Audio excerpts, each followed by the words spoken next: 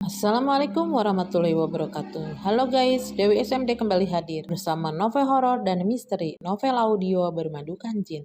Kali ini sudah sampai ke bagian 23. Baiklah, kita langsung saja ke alur ceritanya. Namun sebelum itu, jangan lupa like, komen, share, dan subscribe bagi yang belum. Ini dia ceritanya bermadukan jin bagian 23. Selamat mendengarkan. Rahmah berdiri lama di tengah ruang tamu, menatap pintu kamar. Maya yang terus bergetar karena perempuan itu tak berhenti memaki dan mengamuk di dalam. Suara benda-benda dibanting terdengar jelas, seperti letupan kecil dari bom waktu yang setiap saat bisa meledak. Perlahan Rahmah menghela napas panjang. Ia tidak tahu harus merasa apa, marah, lelah, atau hanya menerima bahwa hidupnya kini hanyalah lingkaran setan yang berputar tanpa henti. Ia memijat pelipisnya, melangkah menuju dapur untuk sekadar minum dan menenangkan diri. Tapi bahkan air putih pun tidak cukup untuk meredakan kegelisahan di dadanya. Astagfirullah, ya Allah, tunjukkan jalan yang benar kepada keluargaku. Rahmah baru saja hendak duduk ketika suara langkah berat Daryat terdengar. Rahmah buru-buru bangkit,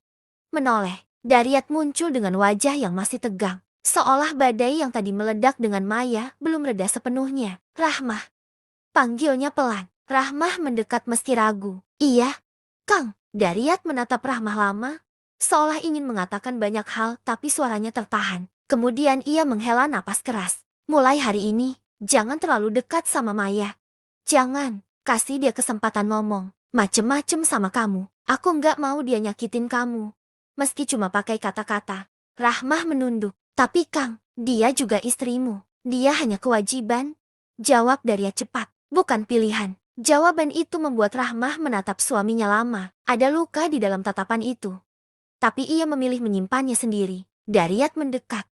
Tangannya menyentuh pundak Rahmah. Aku hanya mau kamu aman. Rahmah mengangguk tipis. Iya, Kang. Daryat menurun, mencium kepala Rahmah sebentar. Ada ketegangan yang samar, seperti ia sedang menenangkan dirinya sendiri, bukan Rahmah. Saat itu juga, suara dentuman keras terdengar dari dalam kamar Maya. BRAK, Rahmah terlonjak. Kang, itu, biarkan saja.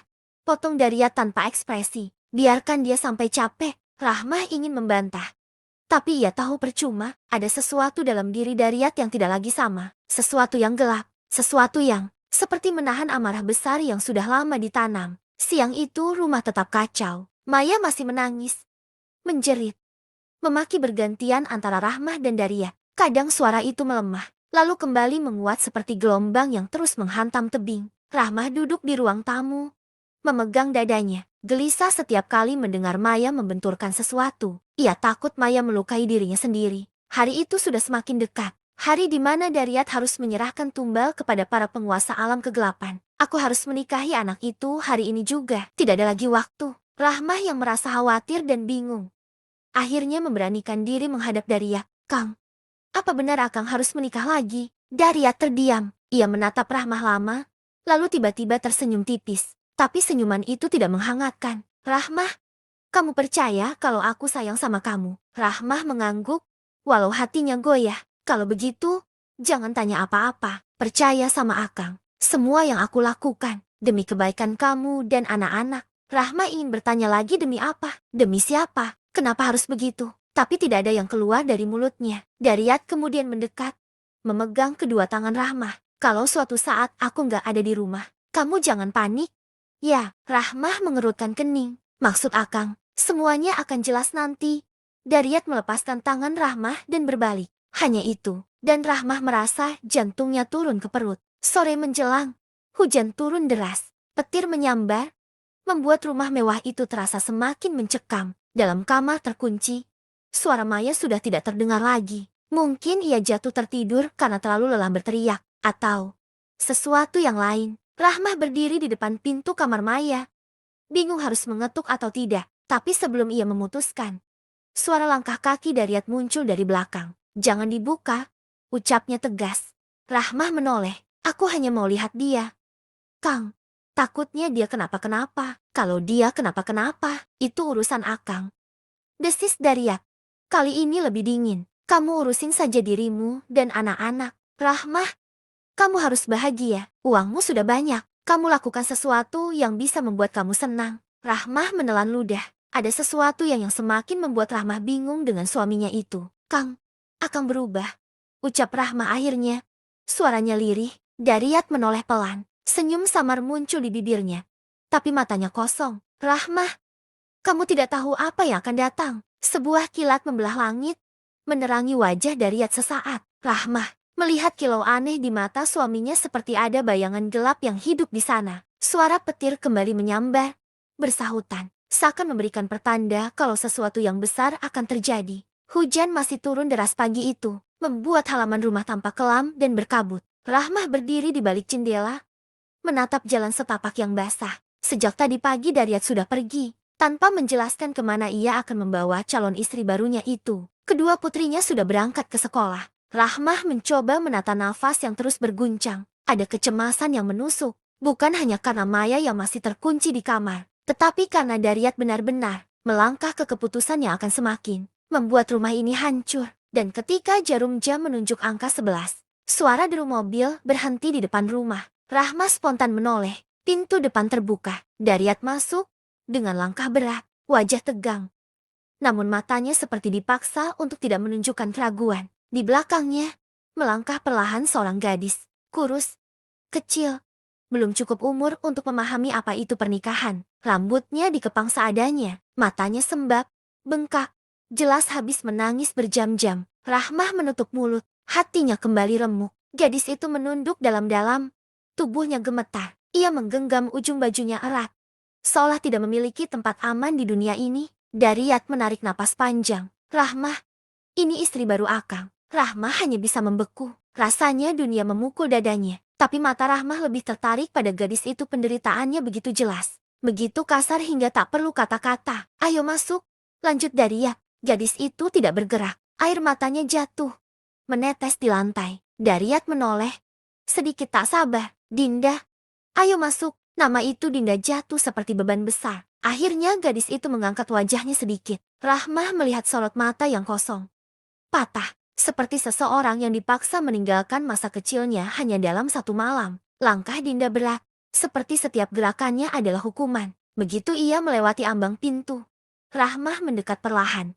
Kamu, berapa umurmu? Rahmah bertanya lirih. Dinda tidak menjawab. Ia hanya menangis pelan. Bibirnya bergetar. Tubuhnya hampir roboh kalau tidak berpegangan pada kusen pintu. Daryat menghela napas keras, menjawab, 18. Rahmah menutup mulutnya lagi. 18. Anak-anak seusia itu seharusnya belajar, tertawa, bermain, bukan menikah paksa. Rahmah mendekat, berusaha menyentuh bahu gadis itu. Neng, sini, duduk dulu, tenangkan diri. Namun Dinda mundur satu langkah, seperti ketakutan disentuh siapapun. Pandangannya melirik sekitar. Gadis itu seperti benar-benar ketakutan. Daryat akhirnya bicara, lebih pelan. Dia anak orang kampung sebelah. Orang tuanya punya hutang sama aku. Banyak, mereka nggak sanggup bayar. Jeti, Dinda dikasih ke aku sebagai ganti. Perut Rahmah menegang. Ingin rasanya berteriak, marah, memprotes. Tapi lidahnya seperti mati. Rumah ini sudah lama menjadi neraka. Dan sekarang neraka itu bertambah luas. Dinda tersentak mendengar kalimat itu. Tangisnya pecah lagi, kali ini lebih keras, lebih pedih. Ia menggigit bibirnya, menangis sambil menutup wajah. Rahmah memeluk gadis itu tanpa berpikir lagi. Dinda terkejut. Tubuhnya kaku, tapi pelukan Rahmah tidak melemah. Neng, kamu gak sendiri di sini. Sini, sama Teteh. Itu pertama kalinya Dinda mengangkat wajah untuk menatap Rahmah tanpa takut. Ada luka besar terbuka di matanya, tetapi juga sedikit lega melihat seseorang yang tidak menghardiknya. Daryat mengamati dengan sorot rumit antara cemburu, lega, dan ada bayangan gelap lain yang tak bisa Rahmah fahami. Rahmah, suara Daryat dalam. Tolong ajari Dinda aturan-aturan rumah ini. Rahmah mengangguk pelan walau dadanya perih. Tapi, Daryat menambahkan sambil menatap tajam ke arah tangga lantai atas. Jangan dekatkan dia dengan Maya. Apapun yang terjadi, apapun alasannya. Dinda langsung ketakutan, seolah nama Maya sendiri adalah ancaman. Tapi ia tidak bersuara. Rahmah mengusap punggungnya. Kamu jangan takut, Neng. Ayo biar Teteh antar ke kamar kamu. Rahmah menuntun gadis itu. Tidak ada amarah lagi, tidak ada cemburu. Yang tersisa hanya rasa iba yang menyiksa batin Rahmah. Dinda menurut. Ia berjalan mengikuti Rahmah, menaiki tangga menuju kamar yang sudah disiapkan. Ini kamarmu, Kamu istirahat saja dulu. Kalau butuh apa-apa, Teteh ada di bawah. Ucap Rahma sambil tersenyum, berusaha memberikan sedikit ketenangan. Walau ia tahu, Dinda tidak akan mudah untuk menerima itu semua. Rahma melangkah meninggalkan kamar Dinda, memberi waktu untuk dia beristirahat. Namun baru beberapa langkah.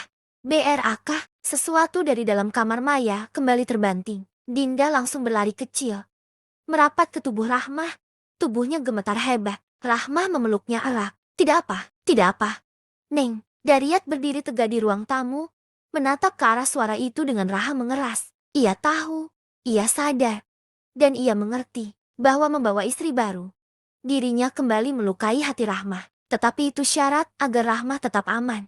Hari berganti malam. Dariat sudah mengenakan piyama tidur, memakai minyak wangi. Rahmah menatap suaminya lekat. Ia tahu itu malam pertama Dariat dengan Dinda. Astagfirullah, Rahmah mengucap dalam hati. Kali itu bukan cemburu. Justru Rahmah merasa benar-benar iba dengan nasib Dinda. Ya Allah, kuatkan anak itu. Kuat dia ya Allah, bisiknya. Dariat melangkah mendekat pintu kamar Dinda yang sunyi. Rahmah mengintip dari balik tembok. Perlahan pintu itu terbuka. Dariat masuk dan menutup pintu dari dalam. Rahmah menghela nafas berat. Ia tidak ingin tahu lebih jauh apa yang akan terjadi di dalam. Rahmah hanya berdoa untuk Dinda, agar gadis itu diberikan kekuatan. Bersambung. Baiklah, kita sampai di sini dulu ya. Dewi SMD akan kembali hadir. Masih bersama novel horor dan misteri. Novel audio bermadukan jin. Akhir kata, aku Dewi undur pamit. Assalamualaikum warahmatullahi wabarakatuh. Sampai jumpa.